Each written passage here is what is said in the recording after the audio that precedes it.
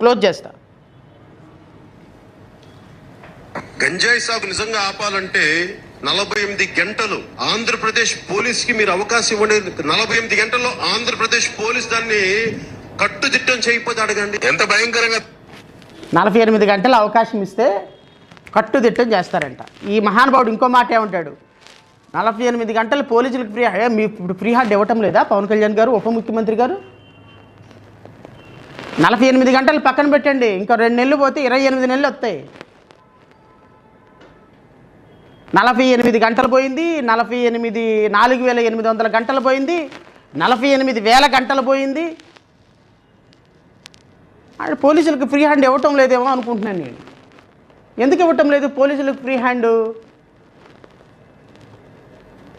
Reason ఏంటి అంటే, గంజాయి వ్యాపారంలో మన పార్టీకి ఏమన్నా భాగస్వామ్యం ఉందా? తెలుగుదేశం పార్టీ 70%, జనసేన 20%, 10% భారతీయ జనతా పార్టీ పదవులు పంచుకున్నట్టుగా లంచాలు కూడా పంచేసుకుంటున్నారా?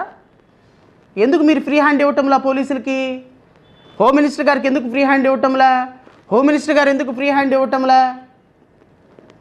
మరి గత ప్రభుత్వంలో 48 గంటలు ఇస్తే పోలీసుల్ని ఆదేశిస్తే గంజాయి లేని రాష్ట్రాన్ని చేస్తారని, మరి గంజాయి రహిత రాష్ట్రంగా ప్రకటించినటువంటి హోమ్ మినిస్టర్ గారు మరి ఎవ్రీడే గంజాయి చాక్లెట్ల రూపంలో హై స్కూళ్ళలో, బిస్కెట్ల రూపంలో కాలేజీల్లో ఎట దొరుకుతుంటే మనం ఏం చేస్తున్నాం? ఆటలాడుతున్నామా? పాటలు పాడుతున్నామా?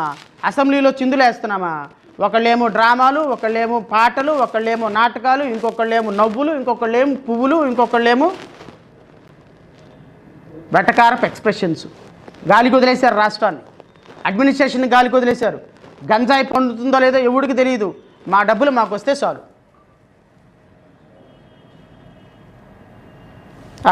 తిరువురు ఎమ్మెల్యే, పిచ్చి ఎమ్మెల్యే ఆ తలగొడ్డ కట్టుకుంటాడు. ఆయన ఈ పాటికి ఆల్రెడీ చెప్తూనే ఉన్నాడు, విజయవాడ ఎంపీ చేసేది గంజాయి వ్యాపారం, కేసినేని చిన్ని, పేకాట, డెన్నులు. రాష్ట్రం అంతా ఇలాగే ఉంది. మీ ఎంపీ గారు డ్రగ్స్ తీసుకోవడం తప్పేంటుంది సార్? ఆయన ఎక్కడో హైదరాబాద్లో వెళ్ళి తీసుకున్నాడు డ్రగ్గు. ఎందుకంటే ఆంధ్రప్రదేశ్లో సరిపోవట్లేదు. ఆ స్కూళ్ళకి అమ్మటానికి, కాలేజీలకు అమ్మటానికి, మీ ఎమ్మెల్యేలకి, మీ ఎంపీలకు అమ్మటానికే డ్రగ్స్ సరిపోవట్లేదు. పాప ఆయన హైదరాబాద్ వెళ్ళాడు, ఇక్కడ దొరక్క తప్పేంటుంది? ఆయనకి షోకేస్ నోట్స్ ఎందుకు ఇచ్చారు అని ఆయన అభిమానులు అడుగుతున్నారు. దానికి మీరు సమాధానం చెప్పండి సార్. మరి పవన్ కళ్యాణ్ గారు 48 గంటలు అవ్వలేదా? 48 గంటలు అయినప్పటికీ కూడా ఈయన ఫ్రీ హ్యాండ్ ఇవ్వలేదా? మేబీ ఈయన ఎమ్మెల్యే, ఉప ముఖ్యమంత్రి అయిన తర్వాత ఈయన ఓజీల్లో, కేజీల్లో, పీజీల్లో, షూటింగ్లో బిజీగా ఉన్నారా? రాష్ట్ర ప్రజలు అడుగుతున్నారు, యువత అడుగుతున్నారు, సమాధానం చెప్పండి. ఎందుకంటే ప్రతిపక్షంలో ఉన్నప్పుడు మీరు ఈ మాట మాట్లాడారు కాబట్టి నేను అడగాల్సి వస్తుంది పవన్ కళ్యాణ్ గారు. Otherwise I will not question you. మాట్లాడేదానికి, పదవి రాకముందు మాట్లాడేదానికి, పదవి వచ్చిన తర్వాత మాట్లాడేదానికి అకౌంటబిలిటీ ఉండాలి. Because you are a public representative, people's representative, and you are holding honorable Deputy Chief Minister of Andhra Pradesh. మీరు అక్కడికి వెళ్ళి గన్నులు పట్టుకొని ఓజీ, పీజీ, కేజీ షూటింగులు, ఉస్తాద్ భగత్ సింగ్ షూటింగులు చేసుకుంటే సినిమా షూటింగులు చేసుకోండి. But ultimately you are deputy chief minister. మీరు మాట్లాడే ప్రతి మాటకి ఆంధ్రప్రదేశ్లో 5.5 కోట్ల మంది ప్రజలు బాధ్యత వహించాలి. మీరు ఒక మన తలతిక్కలేని మాట మాట్లాడారు, ఇక్కడ కొబ్బరి బండాలు ఎండిపోవడానికి తెలంగాణ వాళ్ళే కారణం అని. దీని ఇంపాక్ట్ అంతా అక్కడ తెలంగాణలో ఉన్న లక్షల మంది మీద, ప్రజల మీద పడింది. సో మీరు you are not an individual sir. మాదేముంది సార్, జడా శ్రావణ్ కుమార్ సాధారణమైన న్యాయవాది, మాలాంటి వాళ్ళకి ఏముంటుంది? మేము మాట్లాడితే ఏం ఇంపాక్ట్ ఉండదు. మీరు మాట్లాడే ప్రతి మాటకి ఒక ఇంపాక్ట్ ఉంటుంది. ఆ ఇంపాక్ట్ ఉంది కాబట్టే మేలాంటి వాళ్ళని విమర్శ చేస్తాం, లేకపోతే నన్ను ఎవడని విమర్శ చేస్తాడా? చెట్టుకి కాయలు ఉన్నాయి కాబట్టే, మీరు ఉప ముఖ్యమంత్రిగా ఉన్నారు కాబట్టి మిమ్మల్ని మేము అడుగుతాం. మీరు కోపం పడితే ఉపయోగం లేదు. సమస్యల్ని, దీన్ని అర్థం చేసుకోండి. నిజమే కదా, నేను 48 గంటల్లో గంజాయి లేని రాష్ట్రాన్ని చేస్తానన్నాను. ఈరోజు గంజాయి ఎక్కడ పడితే అక్కడ దొరుకుతుంది. ఎక్కడ పడితే అక్కడ దొరుకుతుందని నువ్వెట్ట చెప్తావు శ్రావణ్ కుమార్? నీకేం సంబంధం? నువ్వు అన్ని అబద్ధాలు ఆడుతున్నావు. మా హోమ్ మినిస్టర్ అనిత గారు గంజాయి లేని రాష్ట్రాన్ని సృష్టించేశారు, గంజాయి రహిత రాష్ట్రాన్ని సృష్టించేశారు అని ఆవిడే చెప్పింది. మీరేంటి ఇట్లా మాట్లాడతారని మీరు అనొచ్చేమో.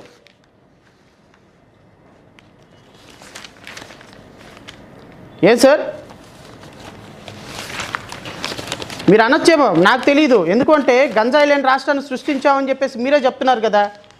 సో గంజాయి లేని రాష్ట్రాన్ని సృష్టించకపోతే మరి ఈరోజు రాష్ట్రంలో ఎక్కడ పడితే అక్కడ గంజాయి ఎలా దొరుకుతుంది? ఇది ఈరోజు ఆంధ్రజ్యోతి పేపరు, అంటే ఆంధ్రప్రదేశ్ అధికారిక పత్రిక, డేటెడ్ 16 మార్చి 2026. ఆంధ్రప్రదేశ్ అధికారిక గజెట్ నేను మీకు చదువుతున్నా ఇప్పుడు. పేజీ వచ్చి 7వ పేజీ అండి. 3.2 కోట్ల గంజాయి పట్టివేత, కూరగాయల మాటను గుట్టుగా రవాణా. ఎక్కడండి ఇది? విశాఖపట్నం నడిబొడ్డులో కూరగాయల మాటన గంజాయి రవాణా చేస్తున్న ఒక వాహనాన్ని విశాఖపట్నం నార్కోటిక్ సెంట్రల్ బ్యూరో అధికారులు ఆదివారం పట్టుకున్నారు. అందులో 647 కేజీల గంజాయి స్వాధీనం చేసుకున్నారు. సోన్సో ప్రాంతం నుంచి అనుమానాస్పదంగా విజయనగరం జిల్లా బొండపల్లి పోలీస్ స్టేషన్ వద్ద ఎస్ఎస్బీసీ అధికారులు ఆపి తనిఖీ చేయగా గంజాయి గుట్టురట్టయింది. స్మగ్లర్ల వాహనం నుంచి గంజాయి వాహనం బయటికి రాకుండా పేపర్ ప్లేట్లో ప్లాస్టిక్ కవర్ చుట్టారు. ఏపీలో 6 పోలీస్ స్టేషన్లు దాటుకొని వచ్చిందంట ఈ గంజాయి. కాగా ఒరిస్సా రాష్ట్రం నుంచి ఏపీలోకి ప్రవేశించిన ఈ వ్యాను పార్లమెంటు, సాలూరు, రాజేశపురం, సుబ్బల్లాపురం, మార్కాపురం, గజపతి నగరం పోలీస్ స్టేషన్లు దాటుకొని వచ్చి బోడాపల్లి పోలీస్ స్టేషన్ల వద్ద నార్కోటిక్ అధికారులు దొరికింది. పాపం వీళ్ళు పిచ్చోళ్ళు అందరూ పోలీస్ స్టేషన్లకు డబ్బులు ఇచ్చారు. ఏళ్ళ కూడా ఇచ్చినట్టయితే దరిద్రం వదిలిపోయేది. 10,000 20,000 ఇచ్చినట్టయితే వాళ్ళు కూడా వదిలేసేవాళ్ళు. ఆ 10,000 20,000 ఇక పట్టుబడ్డారు. ఎన్ని కేజీలు బంగారం? ఎన్ని కేజీలు అండి? 647 కేజీలు అండి. అర కేజీ పావు కేజీ కాదు. హోమ్ మినిస్టర్ గారు ఏం చేశారంటే గంజాయి రహిత ప్రాంతంగా డిక్లేర్ చేశారు ఆంధ్రప్రదేశ్ రాష్ట్రాన్ని అసెంబ్లీ సాక్షిగా. మరి పవన్ కళ్యాణ్ గారు మరి 48 గంటలు అయిందా లేదా నాకు అర్థం కావటంలా. ఒకసారి ఆయన మళ్ళీ విందాం. గంజాయి సాగు నిజంగా ఆపాలంటే 48 గంటలు ఆంధ్రప్రదేశ్ పోలీస్ కి మీరు అవకాశం ఇవ్వండి. 48 గంటల్లో ఆంధ్రప్రదేశ్ పోలీస్ దాన్ని కట్టుదిట్టం చేయకపోతే అడగండి. ఎంత భయంకరంగా తయారైందంటే పరిస్థితి. గంజాయి బ్యాచ్లు స్వైర విహారం చేస్తా ఉన్నాయి ఆంధ్రప్రదేశ్ లో చాలా ప్రాంతాల్లో. దీన్ని కంట్రోల్ చేయలేకపోతున్నారు. ఎందుకు అనేది నాకు అర్థం కావట్లా. విశాఖ, నెల్లూరు, తిరుపతిలో ఈ గంజాయి కేసులు ఎక్కువగా వస్తా ఉన్నాయి. ఇక నేను చెప్తూనే కాదండి, ప్రభుత్వం అధికారికంగా మొన్న జూన్ వరకు ఇచ్చిన అఫీషియల్ రికార్డ్స్ ఆధారంగా చెప్తున్నా నేను. హత్యలైతే ఇక విపరీతంగా ఉన్నాయి. ఎందుకో తెలియదు. ఎంత సిగ్గు చేయటండి ఇది. 2024 జూన్ నుంచి 2025 మే వరకు అన్ఫార్చునేట్లీ ఐఎమ్ సేయింగ్ దిస్ 1219 అత్యాచారాలు జరిగాయి. గంజాయి ఎందుకు గంజాయిని కంట్రోల్ చేయలేకపోతున్నారు ప్రభుత్వం? 1.5 year అయింది.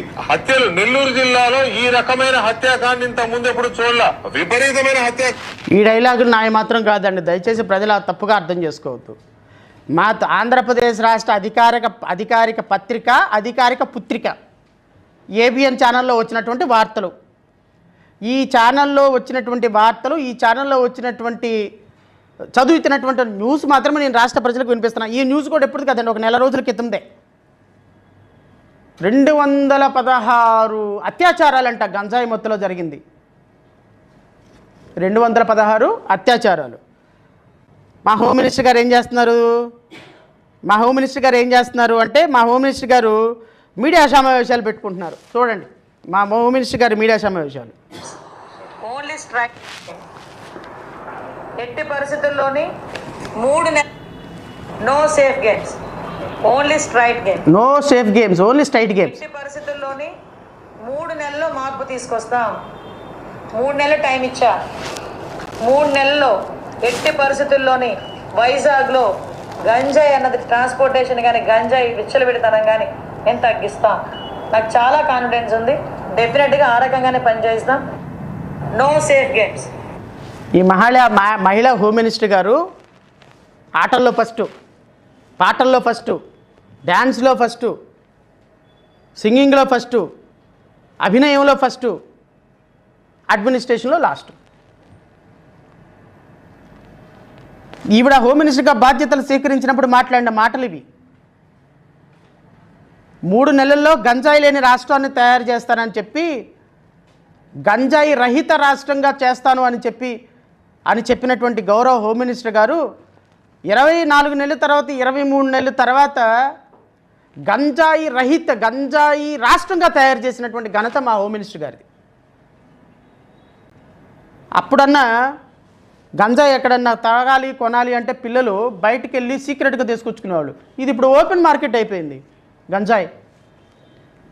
నేను అడుగుతున్నా హోమ్ మినిస్టర్ గారిని, ఉప ముఖ్యమంత్రి గారిని, ఏమ్మా మీరు అసెంబ్లీలో పాటలు, స్కిట్టులు, డ్యాన్సులు వేసుకోవటానికి, రాజకీయాలు చేయడానికి మీకు సంబంధం లేని, మీ పోర్ట్ఫోలియోకి సంబంధం లేని, మీ పాత్రకు సంబంధం లేని, హెరిటేజ్ మీద ఏదైనా జరిగినప్పుడు, ఆరోపణలు జరిగినప్పుడు అసెంబ్లీలో బయట విచ్చలవిడిగా రెచ్చిపోతారే, ఈరోజు మీ ఎంపీ మీద జరిగినటువంటి దానికి పవన్ కళ్యాణ్ ఎందుకు మాట్లాడటం లేదు?